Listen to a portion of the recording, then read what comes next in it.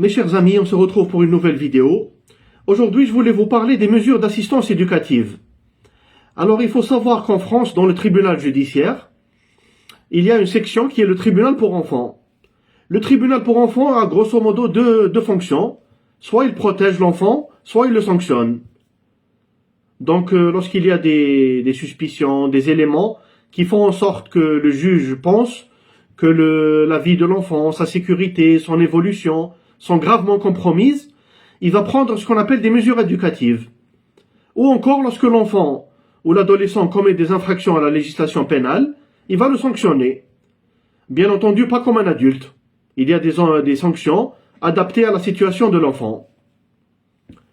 Concernant les mesures d'assistance éducative, en général, ça se passe à l'école, lorsque l'enfant est scolarisé. Donc l'enseignant il est très proche de ses élèves. S'il constate que l'enfant est traumatisé, on va dire, il faut dire ce qu'il y a. Hein. Généralement, c'est lorsque l'enfant est traumatisé. Il va lui poser des questions, il va s'entretenir avec lui.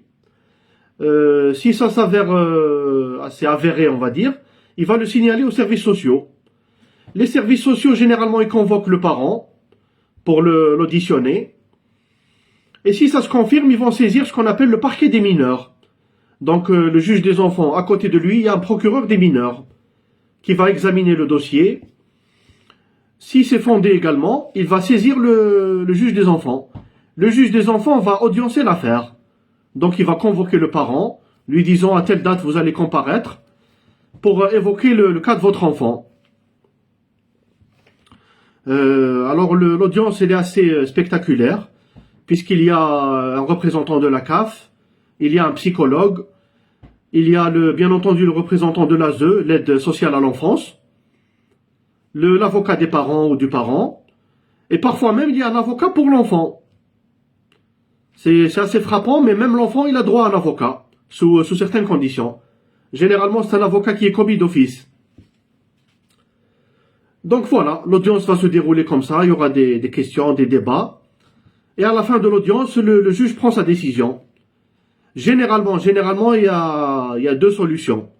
Soit il rejette la demande de l'ASE, donc il voit que l'enfant il est assez protégé, qu'il n'y a pas lieu de prendre de mesures éducatives, que c'est de l'intérêt de l'enfant de rester avec ses parents.